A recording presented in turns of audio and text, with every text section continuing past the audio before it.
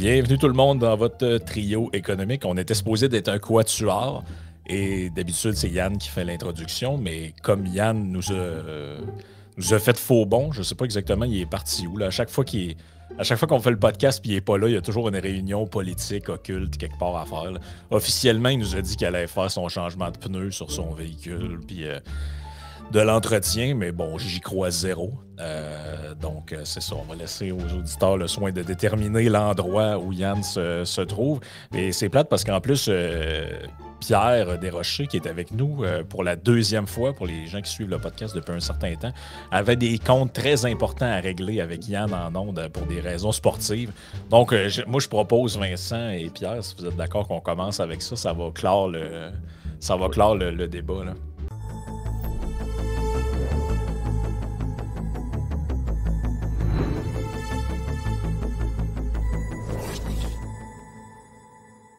Bon, je veux dire, je suis quelqu'un qui croit toujours aux fleurs avant le pot, donc c'est moi vous dire que j'admire Yann, son esprit d'entreprise, son intelligence, le fait qu'il n'a pas froid aux yeux, qu'il semble être un grand-père de famille.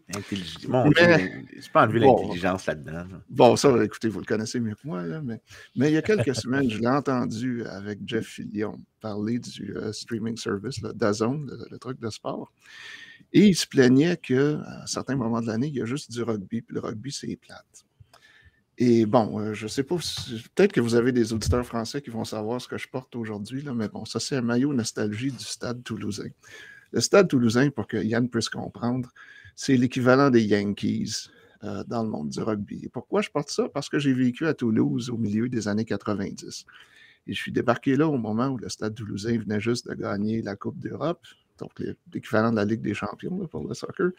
Et bon, tu viens à Toulouse, t'imbibes l'esprit local, et Toulouse, c'est la Mecque française du rugby, et c'est encore une fois le club le plus prestigieux de l'histoire. Bon, juste pour vous dire à quel point ça m'a marqué, ma conjointe et moi, on était parmi les rares détenteurs de billets de saison quand on a eu un club de rugby professionnel ici à Toronto, puis j'avais planifié mon année sabbatique pour que ça tombe cet automne pour aller à la Coupe du monde en France. Donc, je veux dire, je prétends pas être un grand connaisseur de rugby par rapport à certains de vos auditeurs français, sans doute, mais qu'un amateur de baseball ose dire que le rugby est plus plate que le baseball. Je voulais avoir une discussion sérieuse avec Yann, en dehors des autres, là, mais Yann, mon ami, encore une fois, je t'admire beaucoup, je comprends ton amour du baseball, mais comme je le dis certaines fois, des étudiants québécois qui sortent de notre système, qui n'ont jamais entendu parler des idées du libre marché, ben, il y a peut-être d'autres choses que tu peux apprendre, et puis ça peut peut-être ouvrir d'autres horizons.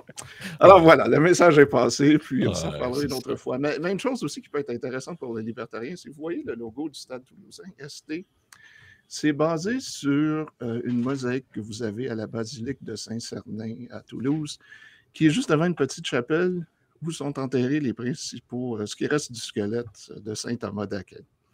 Donc, vous êtes peut-être trop jeune pour connaître le vieux gag que les Randroids, que les amateurs d'Ayn Rand disaient dans le passé, que genre, il y a 3 philosophes qui valent la peine d'être lus, et Frank, tu peux intervenir à ce moment-là.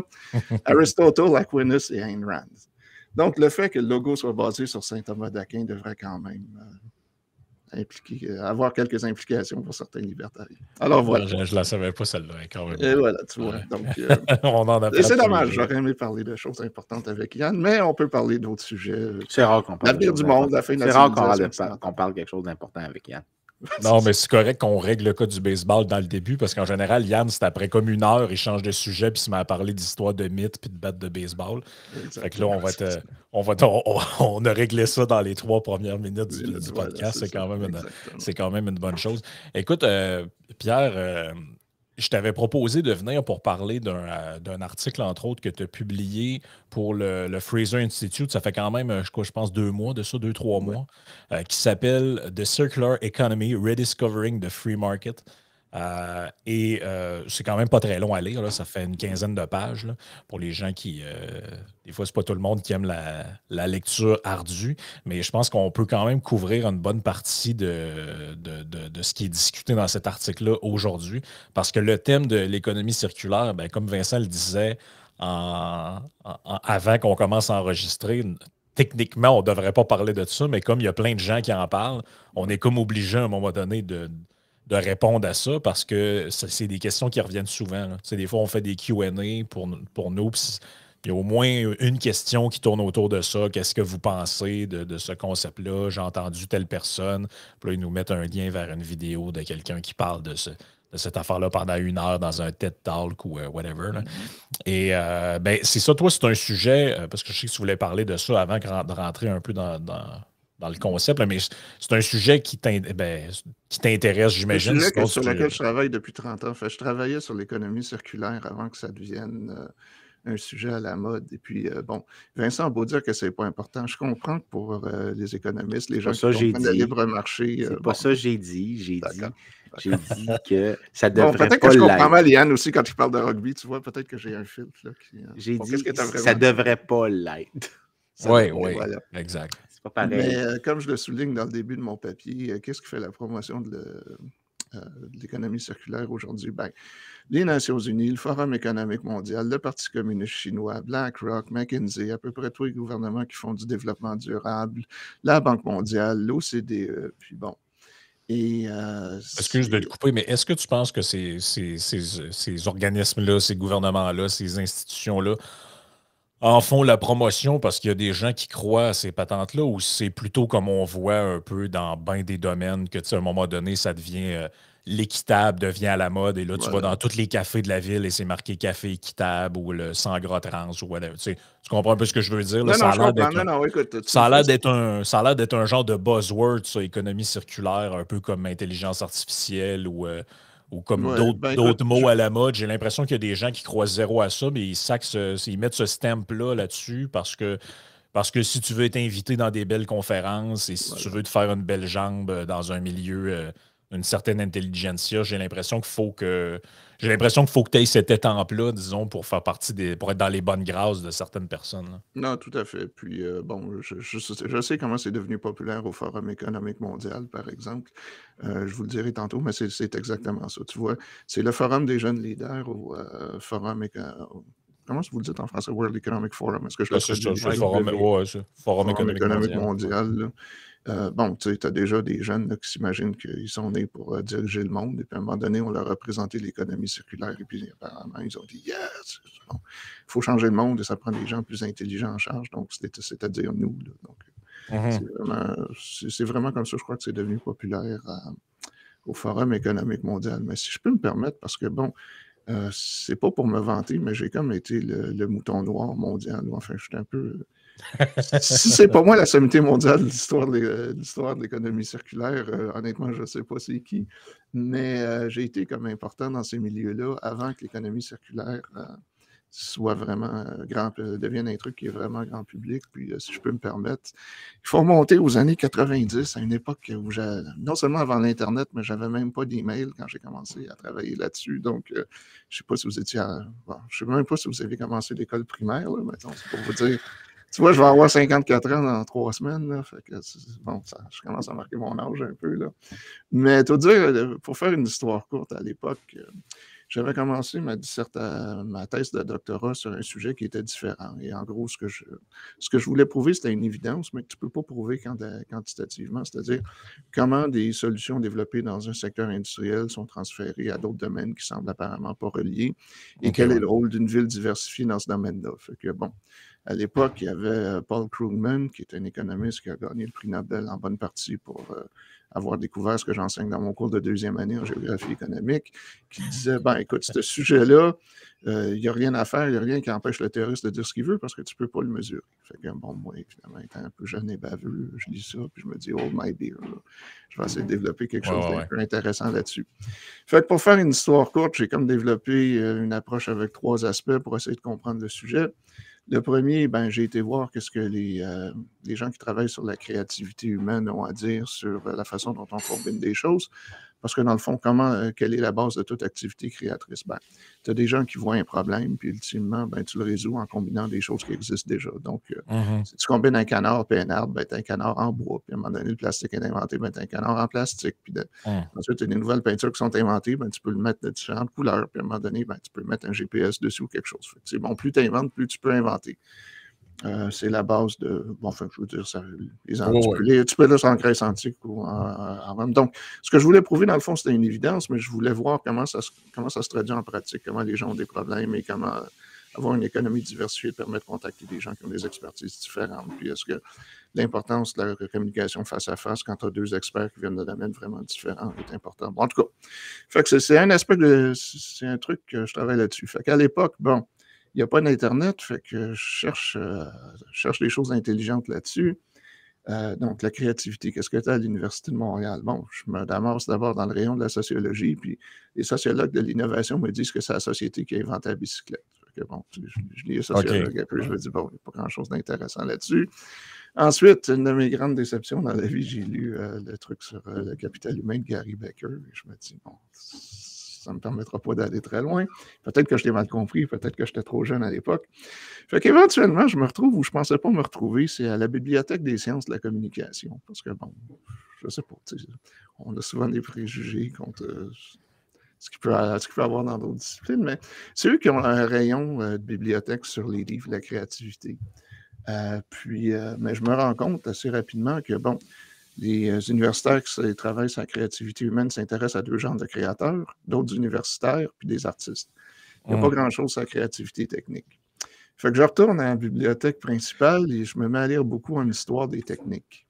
Et bon, là, il y a des choses un peu plus pertinentes. Et je tombe sur un auteur qui dit, mais pourquoi est-ce qu'on écrit des gros livres sur les technologies au 16e, au 17e puis au 18e siècle? Parce que tu peux les comprendre. Si tu veux comprendre la créativité technique, c'est beaucoup plus facile si tu veux identifier les principes de base de regarder des technologies plus anciennes, parce que, bon, technologie moderne, il faut que tu connaisses trop de choses, ça n'a pas d'allure. Fait que je réfléchis à ça. Ensuite, je me retrouve à une époque où il fallait que tu aies à Casepop pour faire tes transactions. Ouais. Il y avait des longues files d'attente. Puis à l'époque, le magazine de la Casepop avait sur la dernière page, c'était toujours rencontre avec des inventeurs québécois. Fait que je regarde ça, je me dis, ah bon, inventeur, créativité, puis tout. Fait que je réussis à contacter le journaliste par téléphone. Je le trouve, j'ai dit, écoute, peux-tu me mettre en contact avec des gens? Fait qu'éventuellement, j'ai interviewé une 50aine d'inventeurs. Fait qu'en tout cas, tout ça pour dire que j'ai combiné des trucs en psychologie, en histoire des techniques, puis bon, j'ai parlé à une 50aine d'inventeurs. Puis bon, je rédige ma thèse. Mais au fur et à mesure que, bon, je parle à des inventeurs, je me rends compte qu'ils ont tous un trait commun, ils sont tous allergiques au gaspillage. Une des choses qui me motive toujours, c'est de trouver quelque chose d'intéressant à faire avec ce qui est un résidu ou dans des technologies plus efficaces. Donc, c'était tous des fans avant l'heure de Laure Varidel, c'est ça? Exactement. Okay. Puis ensuite, je me mets à aller en disant... Ouais, puis tu sais, ben c'est ça exactement, on va y venir. Fait qu'ensuite, bon, je continue mon histoire des techniques. Tu sais, je prends des notes, je ne sais pas trop ce que je cherche. C'est la beauté d'être géographe, je me suis retrouvé là parce que ça me donne une latitude que je n'aurais pas eu ailleurs. Puis je tombe sur toutes sortes d'histoires, du genre, tu sais, bon, par exemple, les usines d'abattage à Chicago, au début, qu'est-ce qu'ils font? Ben, il y a juste le cuir, puis il y a juste la viande qui sont valables. Le reste, ils ne savent pas quoi en faire, fait que au début, bon, ils jettent ça à la rivière, il y a des poursuites, ils n'ont plus le droit de faire ça. Fait qu'est-ce qu'ils vont faire? Ben, ils vont enterrer ça en dehors de la ville. Puis qu'est-ce qui arrive? Ben, au milieu de la nuit, les fabricants de colle arrivent, déterrent les résidus des fabricants, des gens des usines d'abattage, transforment ça en colle. Fait qu'évidemment, bon, les dirigeants des usines d'abattage se rendent compte, ouais, bon, c'est niaiseux, là, fait qu'on faut vous vendre nos résidus, puis bon. Fait que je commence à ramasser un paquet d'anecdotes comme ça. Puis je me dis, non, il y a peut-être un papier à écrire là-dessus. Je cherche, moi, c'est un sujet qui m'intéressait. Je me dis, y a-t-il quelqu'un qui a fait une théorie de base sur comment l'économie de marché recycle spontanément ses déchets puis devient toujours plus efficace? Fait que je me disais à l'époque, bon, il y a peut-être un papier. J'ai vu personne qui a écrit là-dessus. Puis là, je découvre quelques mois plus tard ce qu'on appelle à l'époque l'écologie industrielle. Puis ce qu'il faut comprendre à l'époque, puis là, je me rends compte qu'il y a deux mouvements qui sont un peu en compétition. Tu as des gens en Amérique du Nord, mais en Europe, qui développent cette idée d'écologie industrielle, de symbiose industrielle. Puis d'un autre côté, tu as le Parti communiste chinois qui développe le concept d'économie circulaire. Et c'est dans le fond la même chose.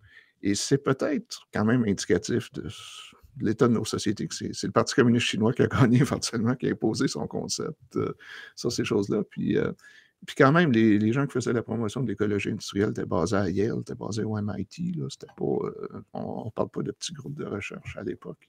Mm-hmm. Fait que moi, je découvre ça, puis je me rends compte que, bon, qu'est-ce qu'ils nous disent, ces gens-là? Ben, il faut développer une nouvelle façon d'opérer nos économies. Dans le passé, nos ancêtres étaient niaiseux, ils gaspillaient, c'était du linéaire, on rejetait des produits à toutes les étapes du développement économique. Puis je me dis, ben écoute, je peux pas croire ça. Je veux dire, ça contredit complètement ce que je... Fait qu'autrement dit, toi, alors que tu te posais la question, genre, je vais écrire là-dessus, parce qu'on dirait que personne n'a écrit là-dessus, tu te rends compte que non seulement personne n'a écrit sur de la manière que toi tu veux le faire, mais c'est plutôt l'inverse, c'est-à-dire que des gens C'est exactement l'inverse. Publient des choses pour dire que ce que toi tu remarques, c'est pas vrai, puis ça n'existe pas. Exactement. Fait qu'en tout cas, tout ça pour... Fait que une autre année passe, puis je me retrouve où Vincent est aujourd'hui. Je passe un été à l'université George Mason. Puis eux, bon, ils m'avaient... C'est là que tu as été corrompu. Exactement. Non, j'étais Vaste complot. Vaste Voilà, complot de la méchante droite, là, tout ici. C'est ça. Mais ce qui les intéressait, c'était ma thèse.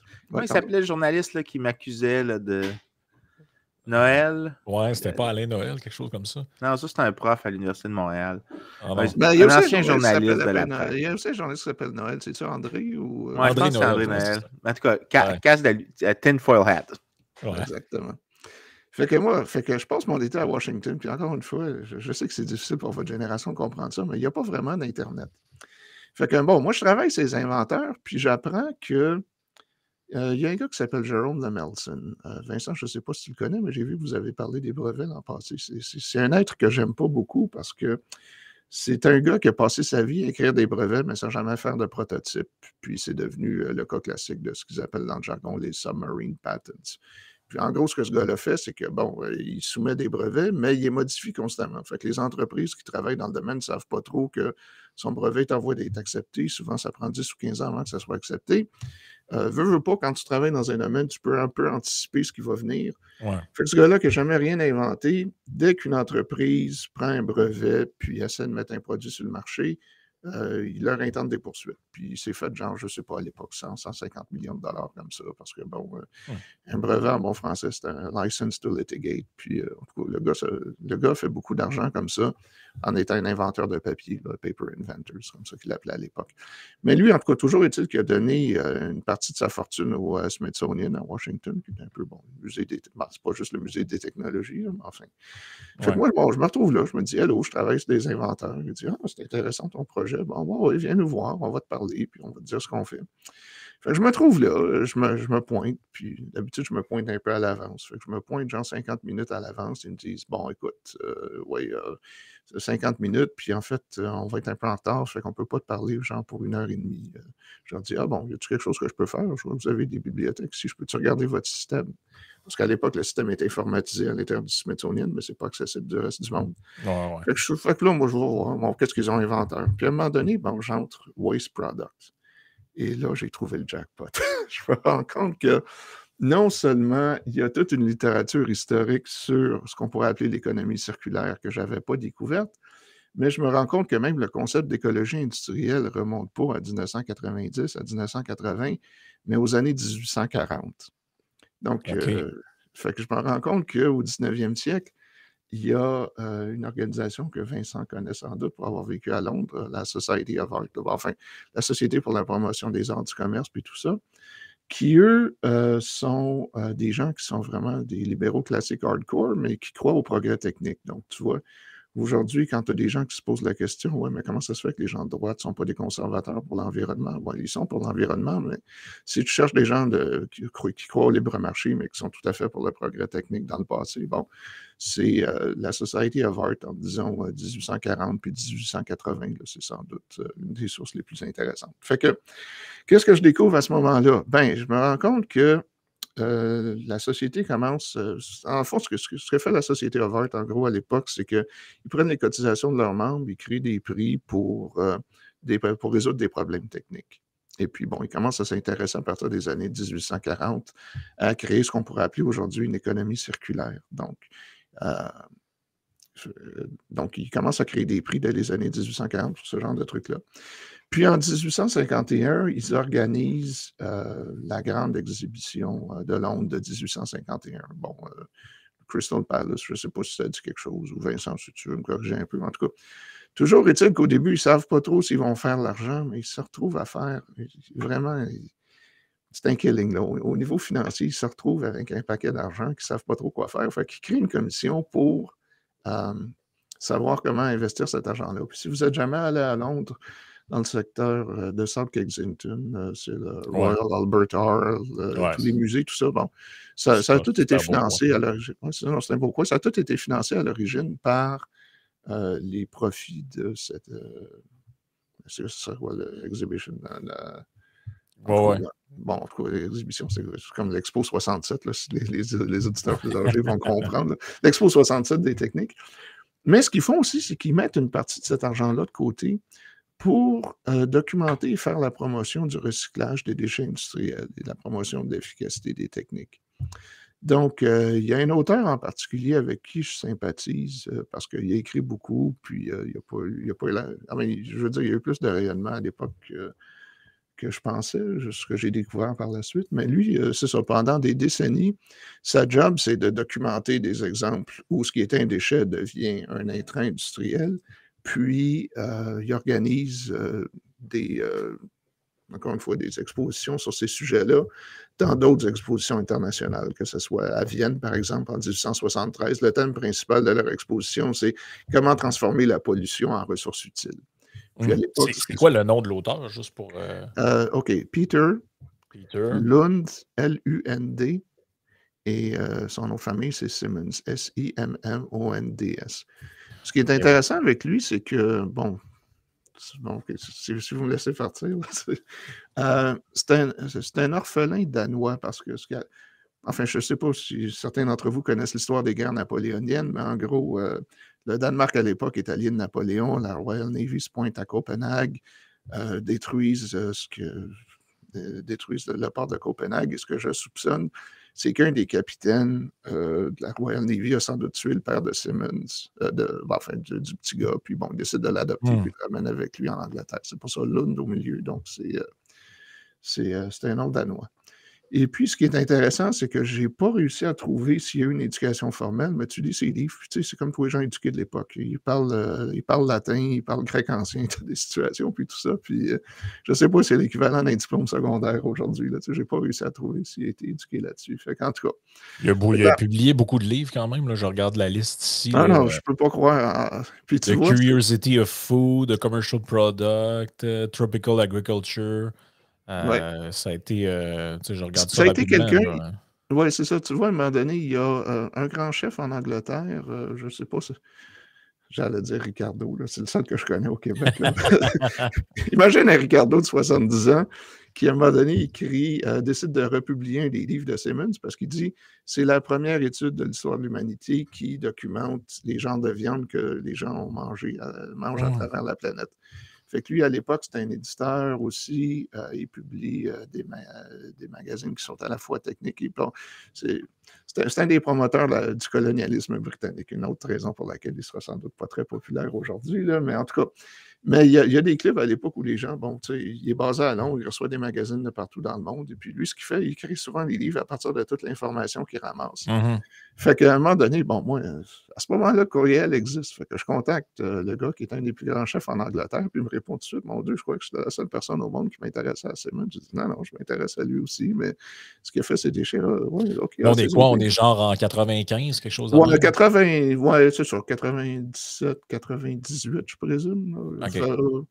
Là, à ce moment-là, le mot comme tel, l'économie circulaire, est-ce qu'il a été inventé ou c'est Il a été inventé par les Chinois. À l'époque, dans les années 90, tu as un débat entre les Nord-Américains et les Européens qui font la promotion de ce qu'ils appellent l'écologie industrielle, puis les Chinois font un peu la même chose, mais ils appellent ça l'économie circulaire.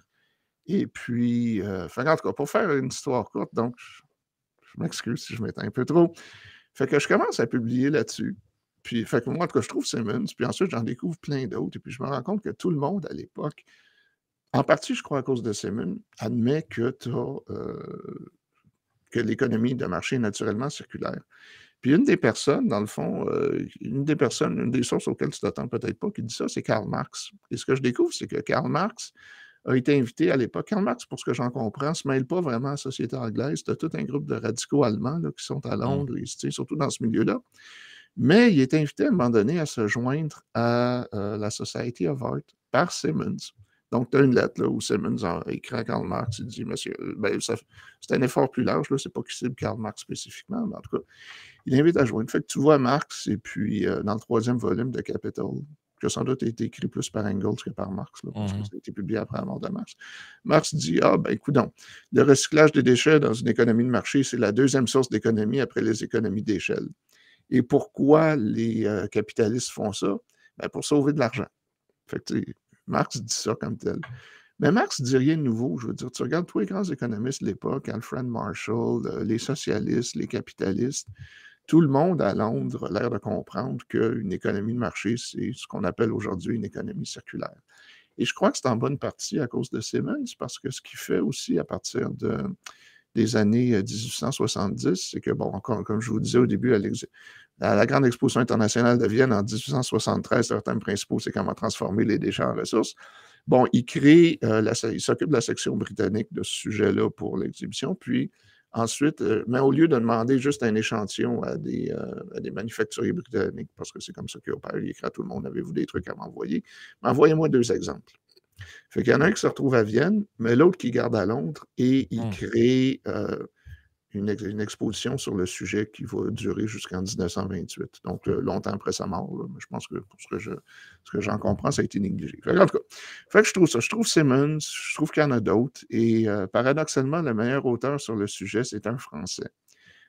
Si tu veux entrer le nom, Paul Razou, P-A-U-L, juste pour les auditeurs, là, parce au début, j'expliquais ça aux Français, ils ne me croyaient pas. Ils disaient, voyons donc, l'économie de marché, les entreprises, c'est horrible, il nous faut la décroissance. Ouais.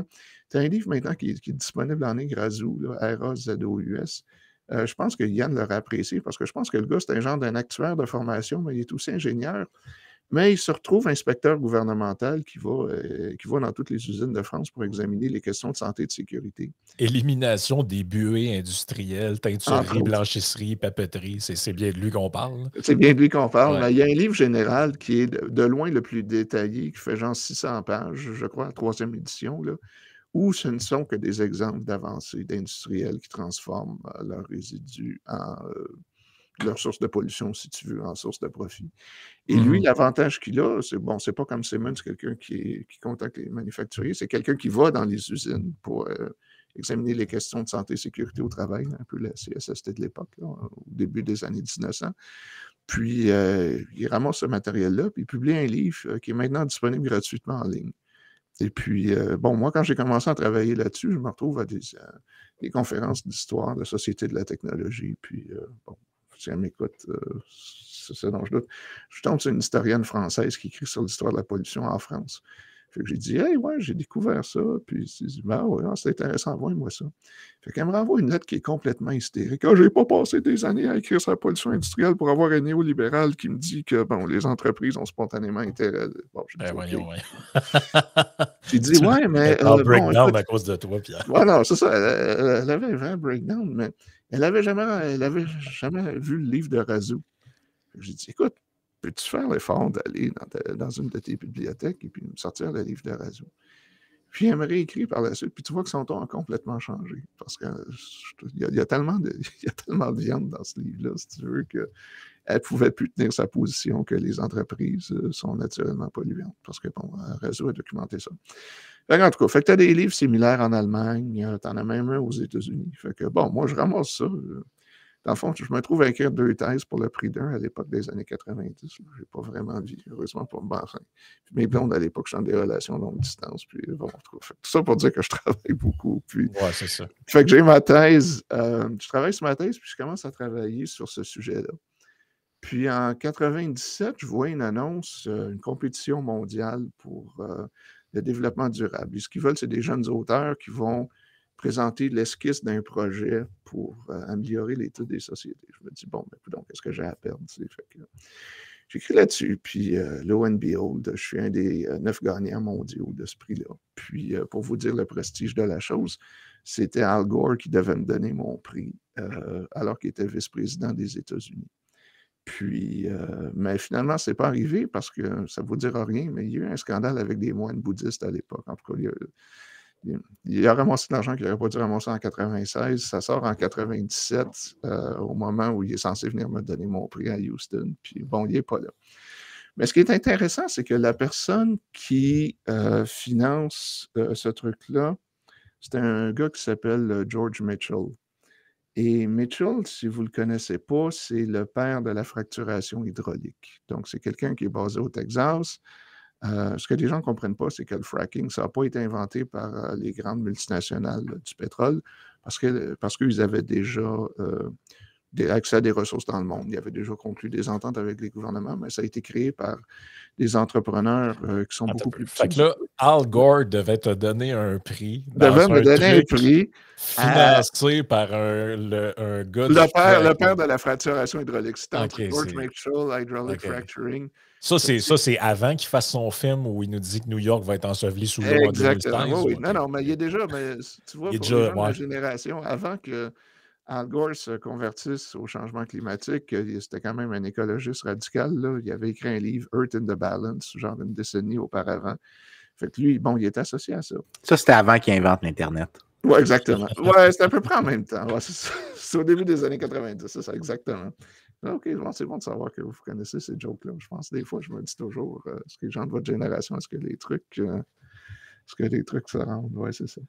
Fait en tout cas, la morale de cette histoire, bon, George Mitchell, c'est quelqu'un, c'est un être un peu paradoxal. C'est genre, il est influencé au début des années 70 par Limits to Growth, là, qui est un livre important à l'époque. Mais c'est quand même quelqu'un qui a genre 9 ou 10 enfants. Puis, il est milliardaire au moment où je le rencontre, là, déjà, mais en partie parce que, bon, il fait du développement immobilier puis de l'énergie, mais la raison pour laquelle lui et d'autres vont inventer la fracturation hydraulique, c'est que contrairement aux grandes multinationales, eux, ils ont déjà accès à des richesses du sous-sol au Texas, mais ils n'ont pas accès à des ressources ailleurs. Puis, ils savent que, bon, dans la couche de shale, là, ils savent qu'il y a du gaz, mais ils ne savent pas comment le sortir. Et ce qui arrive en 1997, à peu près au même moment où je le rencontre, lui et sa femme, c'est que ces ingénieurs réussissent finalement à faire à rendre la fracturation hydraulique profitable.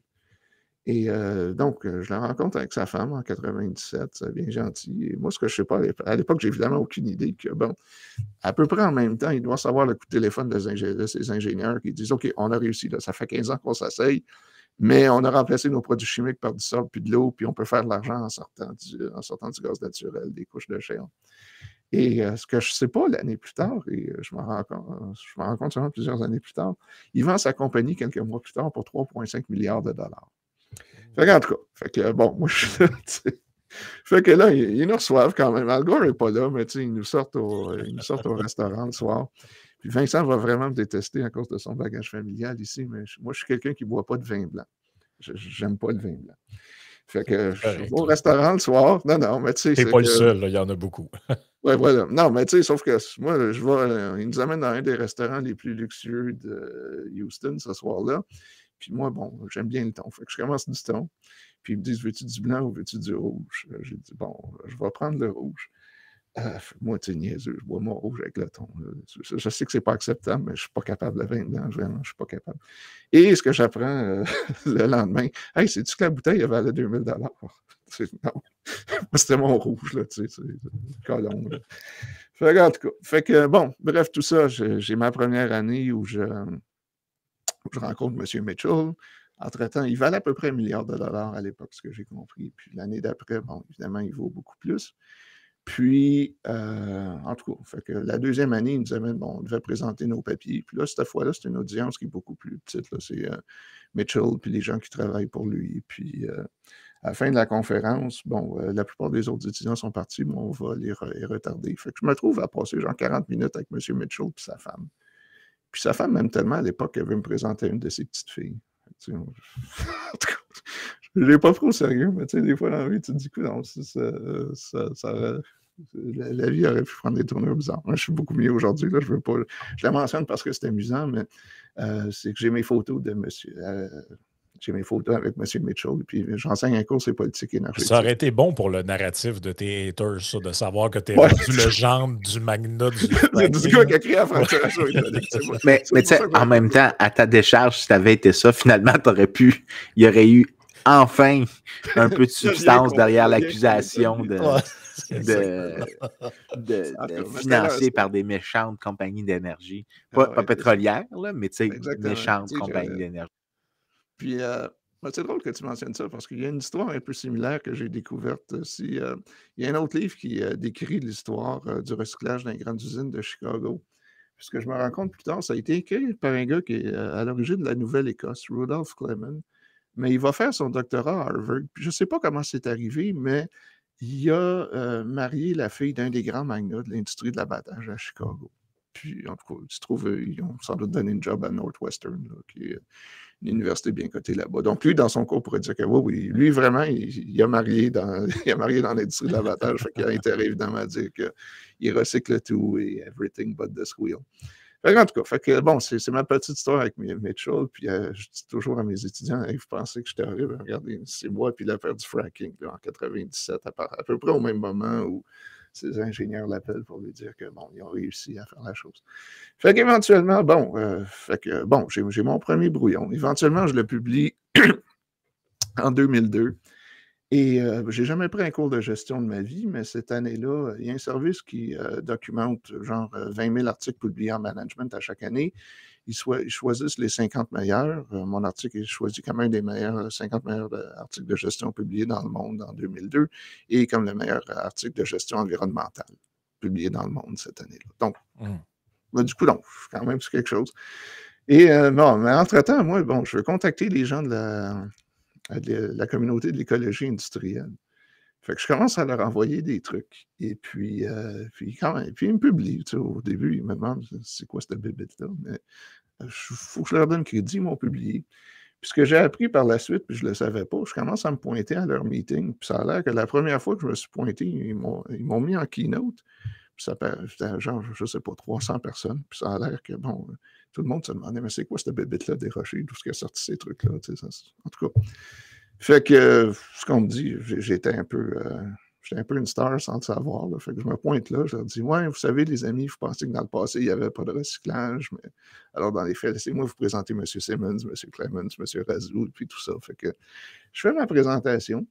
Et ce que j'essaie de leur montrer à l'époque, c'est qu'écoutez, ce que vous faites, c'est tout à fait valide dans la mesure où leur motivation intrinsèque, c'est que les réglementations environnementales, l'intervention du gouvernement rend la création spontanée d'une économie circulaire ou de l'écologie industrielle plus difficile qu'elle le serait autrement. Parce que dans le passé, bon, quand tu étais une usine qui polluait, tu pouvais te faire poursuivre avec la common law, la question des droits de propriété. Mais ce que le juge te disait, c'est règle ton problème, je me fiche la façon dont tu le fais, puis si tu n'es pas capable de le régler, on ferme ton usine. Fait que, bon, ça motivait les méninges, là, les cellules grises, et puis éventuellement, dans quelques cas, quand la recherche du profit n'était pas suffisante, et dans la plupart des cas, selon moi, ça l'était, tu pouvais intenter des poursuites. Mais ce qui arrive dans les années 70, où les gens s'imaginent que les gouvernements commencent à s'intéresser à la pollution, c'est qu'il se développe des lois où tu dois absolument détruire ce qui pourrait être un sous-produit dans ton usine. Comme, bon, il y avait des usines à l'époque où, bon, il se produisait certains résidus chimiques, mais que tu pouvais utiliser pour faire du ciment ou pour faire autre chose. Une nouvelle loi apparaît qui dit non, c'est pas ton produit principal dans l'usine, tu dois le détruire. Okay, ça, la motivation de ça, c'est une forme de protectionnisme déguisé ou c'est. Non, c'est que les écolos de l'époque, la nouvelle. OK. Mon interprétation, puis ça vaut ce que ça vaut, puis il faudrait que je continue, là, mais les gens qui s'occupaient de protection de l'environnement aux États-Unis avant que l'environnementaliste devienne une chose sont généralement des ingénieurs. Mais dans les années 60 puis 70, ils sont remplacés par des avocats. Les avocats ont une autre façon de regarder le monde. Eux, au lieu de penser à trouver des solutions techniques, c'est de dire « Ah, c'est de la pollution, les entreprises sont méchantes, bon, il faut les forcer à détruire, à éliminer la pollution à la source, plutôt que d'essayer de trouver d'autres usages de ça. » Oui, c'est ça. Donc, tu vois, à l'époque, en écologie industrielle, le cas que les gens utilisent toujours, c'est une petite ville au Danemark qui s'appelle Kalundborg, où tu as genre une raffinerie de pétrole, une usine de ciment, une usine de biotechnologie, tu as des fermes autour de la ville. Et puis, spontanément, ce qui arrive à Kalundborg, c'est que, bon, il y a une usine qui a des surplus d'eau chaude. Ben, l'eau chaude peut être utilisée par, bon, l'usine qui fait du biotech. Eux, leurs résidus, ils se rendent compte que ça peut être un engrais qui peut être utilisé par les cultivateurs. Puis, il y a une usine qui produit, la raffinerie, je pense, produit certains types de gaz qui peuvent être recyclés par une autre usine qui sont là. Puis, c'est toujours... Kalundborg, dans le fond, il s'imagine que, mon Dieu, c'est le modèle à suivre, c'est un cas unique dans l'histoire de l'humanité. Puis, bon, en tout cas, Kalundborg. Puis ce que je me rends compte quelques années plus tard, c'est que si tu rencontres les Danois, tu te dis, as-tu déjà entendu parler de Kalundborg? Ouais, pourquoi? Ah, c'est la plus grande chose. Puis je me rends compte que Kalundborg, pour le Danois moyen, c'est un peu comme si tu rencontrais un Québécois puis tu disais quelque chose du genre, hey, as-tu entendu parler de cette ville fantastique, Sorel-Tracy? Ouais, pourquoi? Parce que c'est là que tu as tous les exemples. Fait que, bon, je me rends compte que Kalundborg, pour les Danois, c'était un peu l'équivalent de Sorel-Tracy. Tu sais, tu as des vieilles usines et puis tout, là. Fait qu'en tout cas. Mais ce que j'essaie d'expliquer aux gens qui font de l'écologie industrielle, écoutez, votre problème, je comprends votre motivation, les lois environnementales n'ont pas d'allure, ça oblige la destruction des déchets, puis Kalundborg n'aurait pas pu exister aux États-Unis à cause de leurs lois environnementales. La façon dont ça marche à l'époque, c'est que Kalundborg, c'est petit, le Danemark, c'est petit, les gens du ministère de l'Environnement connaissent les gens dans l'industrie, ils vont peut-être même à la même messe le dimanche, etc. Fait que quand tu as un problème environnemental au Danemark, les gens s'assoient et ils se disent, OK, comment est-ce qu'on peut le régler? Bon, tu sais, fait que des trucs comme Kalundborg apparaissent.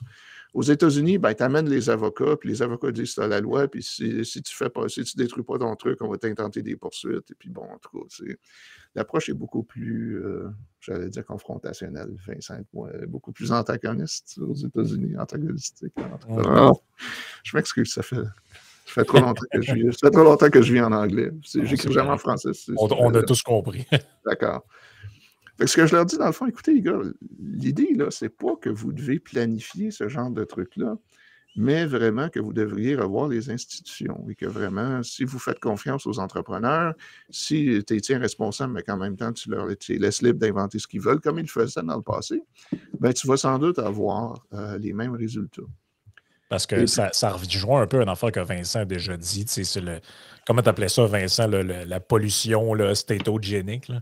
Oui, que l'État est bien meilleur pour nous empêcher de réduire la pollution, qui est capable de réduire la pollution. Parce qu'en gros, ce que Pierre dit, c'est que avant, mettons, les industriels ou les entreprises, ben, pour ne pas se faire fermer par un juge ou avoir des poursuites, ils s'organisaient pour réutiliser leurs externalités, entre guillemets, appelons ça de même, leurs résidus, leurs déchets. Oui, mais il n'y a pas juste ça. Non, mais juste finir ce point-là. Puis après ça, maintenant, on change des lois pour en disant, ben là, vous devez désormais faire telle affaire. Et toi, ce que tu dis, c'est que la réponse à ça, c'est pas de faire d'autres lois gouvernementales pour corriger un problème qui était réglé par une loi antérieure. Oui, puis il y a juste un truc qui vaut la peine d'être mentionné. Il y a une solution, puis Pierre va l'aimer, cette solution-là. Il y a une réponse quand nous, on dit ça, que des systèmes de droit de propriété bien définis permettent de négocier le dommage qui est causé et la réparation, donc. Et il y a souvent une réponse qui vient de la gauche qui est que il y a juste les gens riches qui peuvent se permettre d'aller en cours, donc ça va juste nuire aux pauvres. Mais il y a une réponse très free market qui vient de David Friedman. Tu devrais pouvoir vendre tous tes claims. C'est-à-dire que si moi, disons, je me fais faire, mettons que je suis pauvre et quelqu'un endommage ma propriété, je peux vendre à une autre personne le droit de poursuivre la partie responsable. Ça veut dire, puis il y a des sociétés qui ont fait ça pendant longtemps. Un exemple, c'était pendant plusieurs siècles, l'Islande avait un système dans lequel si tu faisais dommage à un membre de ma famille puis que j'étais pauvre, ben, je pouvais vendre à quelqu'un d'autre le droit de te poursuivre et de régler le différend, mais c'est lui qui collectait au final. C'est-à-dire que lui collectait les réparations. Un système de droit de propriété qui ferait quelque chose comme ça, c'est comme encore mieux le définir. Donc, en plus de dire où est-ce que ta propriété commence et finit, puis c'est qui est responsable des dommages. Là, en plus, tu permets un enforcement qui vient selon la recherche de profit. Tu mets un système comme ça, c'est presque impossible d'imaginer un monde avec des externalités qui existent parce qu'au final, il y a quelqu'un qui fait un profit à forcer la réduction des externalités. Ça, il n'y a aucun environnementaliste qui veut endosser cette idée. Non, exactement. Puis je devrais peut-être pas le dire, mais bon, comme tu le disais au début, mon policy paper a été publié avec l'Institut Fraser. Au début, ils voulaient que j'écrive un papier de genre de ce que Vincent vient de décrire. Je leur ai dit, écoutez, les gars, je suis tanné, là, ça fait des années que je vous dis, il faut parler d'écologie industrielle, il faut parler des SG, je veux parler des théories. Bon, on remplace les ressources de la surface par le sous-sol. Fait que, puis c'est en français, au diable. T'sais, à chaque année, ils demandent à leur senior fellow, je veux dire, bon, ils demandent à Vincent aussi, y a-t-il des sujets dont vous voulez parler? Ça fait genre Moi, ils me disent non parce que là, je commence à devenir un petit peu trop.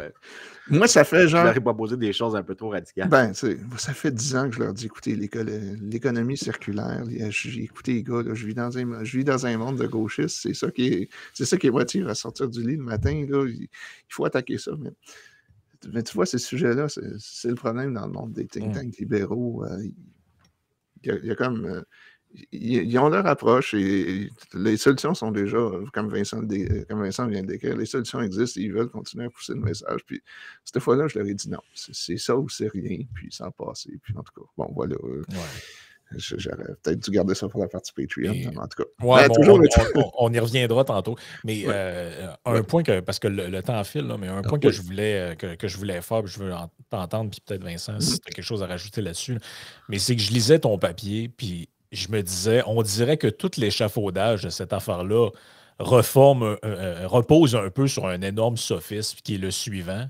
C'est le fameux sophisme de l'homme de paille. C'est-à-dire que pour critiquer quelque chose, on invente une version alternative de la réalité pour pouvoir mieux la critiquer. Puis Vincent en parle souvent, comme dans le cas du néolibéralisme ou ça, ces espèces d'épouvantails-là. Ben, c'est un peu ça. Je peux le montrer à l'écran, l'image de l'article, mais tu le dis. Ça vient du gouvernement du Québec, là, d'ailleurs, je l'ai utilisé pour. C'est Recycle Québec. Mais tout ça repose sur l'idée qu'eux se font de l'économie de marché. Donc, ça, c'est leur vision à eux. Je pense que je peux peut-être l'agrandir un peu. C'est leur vision à eux de l'économie de marché où tout serait linéaire. Et en opposition à ça, ils vont dire, ben regardez comment il faudrait que ce soit. Il faut que ce soit circulaire. Mais toi, tout ton propos, c'est de dire, en réalité, le modèle ici que vous mettez, ça, c'est sorti de votre tête. Ça n'a jamais existé, cette affaire-là. Tu vois, puis OK, mais je vais y aller, Pierre. J'ai quelque chose que je veux dire parce que c'est quelque chose qui me gosse un peu. L'hypothèse, c'était que puis là, je vais y aller avec l'historien économique, là. C'est que l'hypothèse, c'est que dans le passé, c'était circulaire, puis maintenant, parce que c'est ça qu'ils vont dire souvent, puis qu'aujourd'hui, c'est linéaire. Mais en réalité, dans le passé, on mesure tellement mal les déchets que l'être humain faisait. Par exemple, la chasse aux bisons dans les prairies canadiennes. Il fallait que tu pousses les bisons en haut d'une falaise, mais ils ne pouvaient pas ramener 100% de la viande qui était sur un bison. Ils ramenaient à peu près 20%. Tu avais 80% de l'animal qui était perdu. Généralement, ces affaires-là, on n'est pas capable de les mesurer, mais il y a des gens qui ont essayé, puis il y a un article que j'utilise pour un autre truc, un autre article que j'écris, mais celui-là, il est dans, puis là, c'est pas du tout une référence qui est normale pour un économiste d'utiliser, c'est dans le Journal of Archaeological Research, ça s'appelle The Pig and the Chicken in the Middle East. C'est à propos d'un article que j'écris sur des tabous, mais dans l'article, il y a une discussion de la quantité de waste, de déchets que les ménages produisent. Puis voici la citation, puis là, c'est pour l'Égypte pharaonique. Puis portez les chiffres en tête. Il y a 567 kilogrammes de déchets domestiques dans l'Égypte pharaonique qui est produit. En addition, il faut ajouter 2 kilogrammes de produits de nitrogène riches, donc de la marde, par jour qui est produit, ce qui amène la somme totale pour un ménage à un peu plus de 1300 environ kilogrammes de déchets, juste déchets domestiques. Là, ça n'inclut pas d'autres déchets qui viendraient d'autres industries comme des tanneries ou des choses comme ça. C'est vraiment juste un ménage typique. Puis ça, c'est l'Égypte pharaonique. Aujourd'hui, tu prends tout déchet confondu dans les sociétés industrielles, c'est en bas de 800 kg par personne. Ouais, tu me l'as pardon. Non, mais la raison, c'est que, Chris, il faut vraiment comprendre que le processus d'innovation, c'est d'utiliser des ressources de mieux en mieux. Puis une entreprise veut faire ça. La question, c'est à quel point c'est coûteux ou facile de faire des profits à partir d'une ressource. La raison que les métis ou les gens des prairies qui chassaient le bison laissaient autant de bisons sur l'animal puis qu'ils n'en ramenaient pas autant à la place, c'est que c'était juste trop coûteux de le faire. Mais après ça, tu ajoutes les technologies de réfrigération, par exemple. Bien là, tu peux en ramener plus. Là, tu peux en conserver plus. Tu peux aussi concentrer l'abattage à Chicago. Puis c'est comme c'est ce qui est arrivé historiquement. Exactement. Parce qu'encore une fois, à l'origine, c'était juste le cuir et la viande qui intéressait le monde, mais ils se retrouvent avec des montagnes de résidus. Et c'est une autre. En fait, il y a 3 choses que je voudrais ajouter parce que je n'ai pas réalisé. On fait juste pas. Le point, c'est je pense probablement que par personne, il y a des bonnes chances qu'on produise moins de déchets aujourd'hui qu'il y a 2000, 3000 ans. Je suis vraiment prêt Justement, à avant parier que ça. Pierre énonce ses 3 points, l'autre affaire que je voulais dire, c'est le premier sophisme, il se décline aussi dans un deuxième qui est la version idéalisée du passé. Ça, c'est le paradoxe, moi, qui m'a toujours fasciné avec certains écologistes de mouvance décroissance circulaire et tout, c'est que à la fois, ils se disent progressistes, mais en même temps, tu écoutes leur discours et ce n'est qu'une version idéalisée du passé où l'homme vivait en harmonie avec la nature, on ne faisait pas de pollution, on était heureux, le communisme primitif, toutes ces idées-là, en fait, qui sont des fantasmes d'un point de vue historique et philosophique, là. Et en fait, tu les écoutes puis tu te dis, pour eux, on est comme sur une longue décadence. Tout ça, ce qui faisait dire d'ailleurs à certains analystes de cette mouvance-là qu'en réalité, loin d'être une mouvance progressiste, c'était une mouvance réactionnaire, là. Et parce que, en fait, tout leur discours consiste à dire qu'avant, c'était mieux, qu'on est de plus en plus, qu'on pollue de plus en plus, qu'on a de plus en plus, dès qu'on est, on est déconnecté avec notre nature d'être humain, en harmonie avec. Parce que, tu sais, tout ça est comme un peu sous-jacent à tout ce qu'on dit depuis le début, là. Oui. Bon, OK, 3 points. Encore une fois, je m'excuse, je vous ferai clarifier si ce n'est pas clair. D'abord, les statistiques qui disent, ouais, bon, d'abord, ils ne veulent pas admettre que l'économie de marché recyclait dans le passé.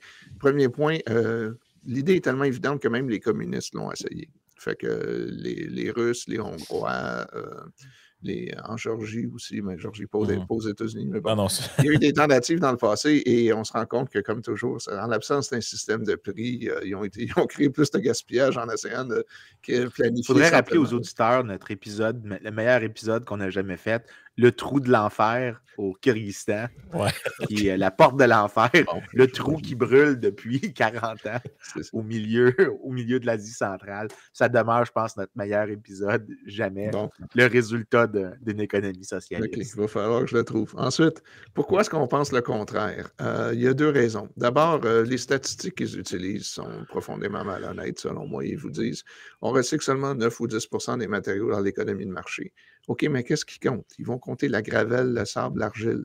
La Chine a construit des autoroutes, a construit des immeubles à grande échelle, plus en 2 décennies que ce que les États-Unis ont fait en un siècle. J'exagère à peine. Tout ça, pour eux, c'est des ressources non recyclées. Tu construis une autoroute, tes ressources sont là. Éventuellement, oui, tu vas recycler un peu de l'asphalte, mais les statistiques sont complètement biaisées à ce niveau-là. Puis l'autre chose aussi qui compte, on brûle les combustibles fossiles, donc on ne les recycle pas. Fait que c'est comme ça que tu arrives à dire qu'on recycle très peu dans nos économies de marché, parce que tu comptes des choses que, dans le fond, tu ne peux pas recycler, mais qui ne sont pas nécessairement un problème pour l'environnement, dans la mesure où soit tes gravelles sont sous forme d'immeubles ou d'autoroutes ou de ponts, ou sinon... C'est drôle que tu dises ça, Pierre. Parce que ça me rappelle quand on parlait, c'est toi qui m'avais fait réaliser ça. Tu m'avais fait acheter le livre du gars qui avait écrit une histoire des forêts depuis l'âge préhistorique. Puis à quel point on brûlait, puis ça c'est oublié, là, mais pour faire la chasse aux bisons, par exemple, dans l'Amérique du Nord, il fallait brûler des millions d'acres. Ce que ça faisait, c'est que ça shapait le territoire pour que les bisons se promènent dans des corridors plus faciles à contrôler. Puis en même temps, aussi, ils voulaient transformer des forêts en prairies, parce qu'un bison, ça ne mange pas des arbres, ça mange de l'herbe. Puis plus tu brûles tes forêts, plus tu crées des milieux qui sont où tu as de l'herbage, des pâturages plutôt que des forêts. Fait que, mais ça, c'est jamais comptabilisé dans les trucs du passé sur les dommages que l'être humain. Si tu l'exprimes surtout en termes de nombre qu'on était dans le temps, puis à quel point on était pauvre, ben, en fait, à quel point notre revenu était bas, c'est incroyable les dommages qu'on faisait étant donné notre faible présence et notre faible consommation matérielle. Il y avait beaucoup Ce qui est moins impressionnant aujourd'hui, c'est que malgré nos nombres super élevés, notre richesse massivement plus élevée qu'en 1500, mettons, ou en 1000, la quantité de dommages qu'on fait à l'environnement est tellement plus bas par tête de pipe que ce qu'on apprécie. Puis on mesure beaucoup mieux les dommages qu'on fait aujourd'hui que les dommages qu'on faisait dans le temps. Puis je te garantis que si on était capable de comptabiliser ça mieux, comme tout ce que tu mentionnes, plus genre le slash and burn, l'agriculture slash and burn, le landscaping qui se faisait par le feu. Mais il y a, toutes ces choses-là, ça serait incroyable. Tu le connais sans doute, là, j'oublie le nom, le gars qui a fait un modèle d'histoire de la pollution à Londres à travers les siècles. Et, tu as une idée de la quantité de charbon qui arrivait à Londres à chaque année, la façon dont les gens les brûlaient, puis tu te rends compte que Londres, la pollution de l'air à Londres a été pire autour de 1900-1910, puis ça a commencé à diminuer par la suite. Pourquoi? le gaz naturel, l'électricité, des meilleures technologies, etc. Le troisième point, comment est-ce qu'ils en sont venus à justifier l'économie linéaire? Et je crois qu'ultimement, j'ai découvert deux sources, deux responsables. Une qui est en partie reliée à Vincent, son département. Bon, la première chose, la production à grande échelle des plastiques après la Deuxième Guerre mondiale. Ce que les gens ne comprennent pas, c'est que dans le fond, les plastiques ont été utilisés pour créer quelque chose d'utile à partir des résidus de la production d'essence. Parce que l'industrie du raffinage se développe. Au début, ils veulent du kérosène, mais par la suite, bon, la gasoline, l'essence, à l'origine, est un résidu parce que, bon, ça explose quand tu mets ça dans une lampe. Tu ne peux pas. Tu inventes les automobiles, le moteur moderne. Et vu que la qualité des moteurs s'améliore, tu as besoin d'une meilleure qualité d'essence. En produisant de l'essence, de la fraction qui est encore plus légère, qui est un résidu, éventuellement, on en fait des plastiques. Et à partir de ce moment-là, bon, le plastique, ça remplace en partie les os d'animaux qui étaient produits à Chicago. Là. Si tu regardes les vieux couteaux, les vieilles fourchettes, tout ça, c'est souvent fait avec des os d'animaux, en tout cas, avant que les plastiques arrivent. Puis, bon, tu as un problème au début des années 60. C'est vrai que les gens ont tendance à acheter le plastique par les fenêtres. Mais bon, c'est un problème que tu aurais pu régler. Puis, la solution, évidemment, c'est pas d'interdire les plastiques comme on le fait aujourd'hui. C'est juste de s'assurer que, écoute, tu jettes quelque chose par la fenêtre de ton auto, ben, tu devrais avoir une amende. Puis, les plastiques, ça se gère bien. Mais, qui est le vrai coupable intellectuellement? Selon moi, c'est le nom sur lequel j'en suis venu à conclure, c'est Kenneth Boulding. Boulding est quelqu'un qui est connu pour avoir écrit un article dans les années 60, c'est quoi, The Economics of Spaceship Earth ou quelque chose du genre, où il dit, bon... Il a écrit beaucoup. Economics as a Spaceship, quelque chose comme ça. Oui, c'est ça. Fait qu'il compare, dans le fond, l'économie du cowboy par rapport à l'économie du spaceship où tu peux pas... L'idée, c'est qu'il faut que tu utilises tes ressources plus efficaces. Puis, je blâmais Vincent en partie parce que je pense que dans les années 80, la deuxième partie des années 80, il a passé du temps à George Mason dans le département de Vincent. En fait, il était rendu à Mason. Il avait migré intellectuellement. Il avait migré intellectuellement à la fin. Il était plus rendu... il était plus raisonnable. À la fin, il était très... Honnêtement, c'est Pete Boettke qui me compte qu'à la fin, il était rendu dans la famille libérale classique. Ça, c'est à lui qu'on prête la fameuse citation. Celui qui croit que la croissance peut être infinie dans un monde fini est soit un fou, soit un économiste.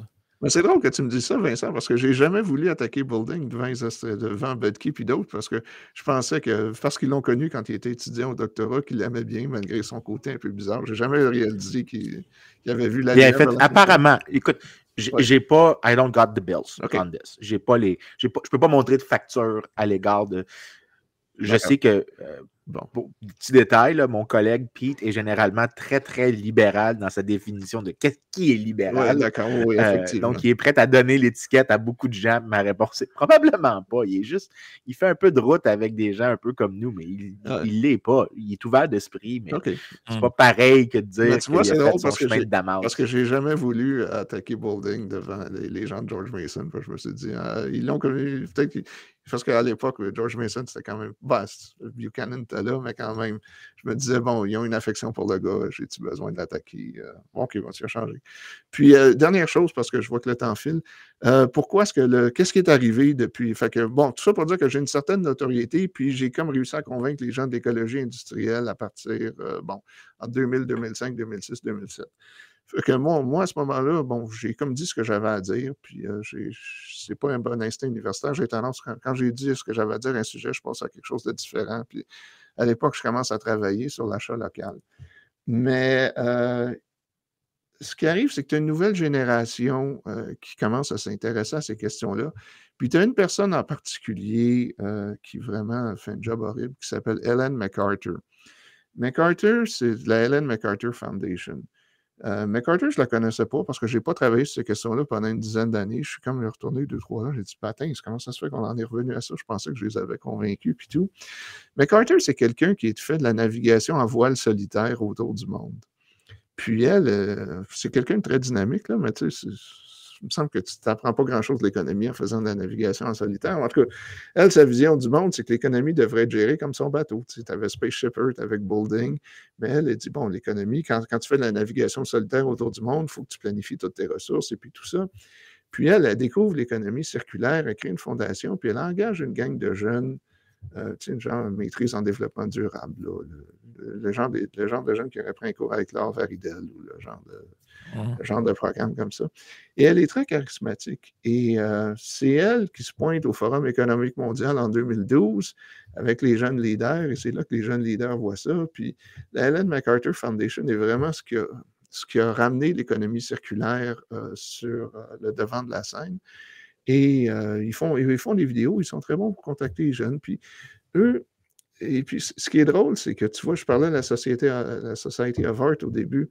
Eux ont commencé, en collaboration avec la Ellen MacArthur Foundation, il y a une quinzaine d'années, à dire, regardez, dans le passé, l'économie était linéaire. Et eux, leur solution, c'est toujours de consommer moins, de faire du design des produits pour que tu fasses la même chose constamment, plutôt que d'essayer d'innover puis de développer des nouveaux trucs.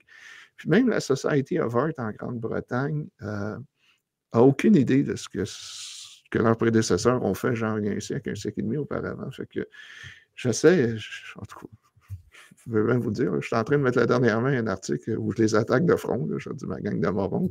Pardon. Chers visionnaires, vous devriez savoir ce que Simmons et d'autres ont écrit dans votre propre journal qui est disponible gratuitement en ligne depuis 10 ou 20 ans. Et en tout cas, que je commence à replonger dans ce débat-là.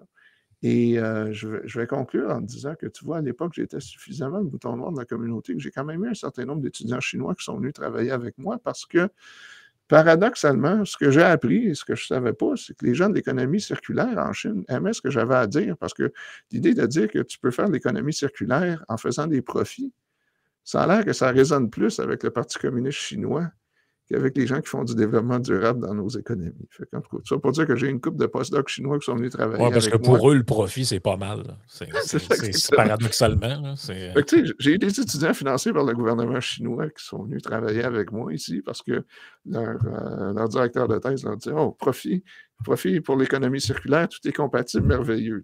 Va apprendre de dérocher, là, puis ramène le message en Chine. » Tandis que je vois nulle part avec les gens de la Society of Art Today ou ce genre de gens-là. Donc, je trouve ça un peu amusant, là, mais c'est mon histoire. Et je pourrais m'épivarder encore longtemps, mais je vois que le temps est sans doute. Non, mais c'est fascinant. Écoute, on va glisser vers la partie Patreon où on peut se permettre d'être moins généreux parce que c'est, entre guillemets, off the record. Et, je peux donner un peu un teaser. Je compte parler de mes aventures. Je compte parler de mes aventures avec ChatGPT, mes étudiants, mais aussi mes aventures avec la bureaucratie diversitaire à l'Université de Toronto. J'ai quelques histoires amusantes. Je ne peux pas vous donner tous les détails, mais c'est quand même... Il s'est passé des choses dans ma vie depuis quelques semaines que je n'avais pas vu venir. En tout cas. Parfait. Écoute, on invite les auditeurs à se joindre à nous. Vous cherchez sur Patreon Yann Sénéchal ou patreon.com/iSénéchal. Vous allez nous trouver très facilement. Et sur ça, on continue pour une partie bonus pour les membres.